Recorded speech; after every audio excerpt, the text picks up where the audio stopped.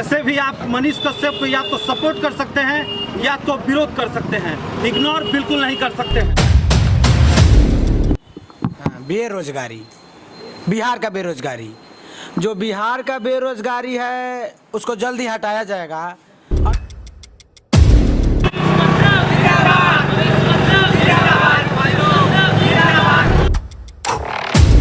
अभी हम हैं बिहार के एक सरकारी स्कूल में। मैं आपको बता दूं,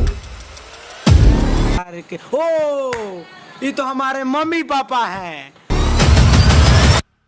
पप्पू यादव जी जो गरीबों के लिए लॉकडाउन में जिस तरह सहारा बने। फूफा, मनीषवा बा तो दिन रात वीडियो बनावता और ओकर बाप देश के सेवा करता।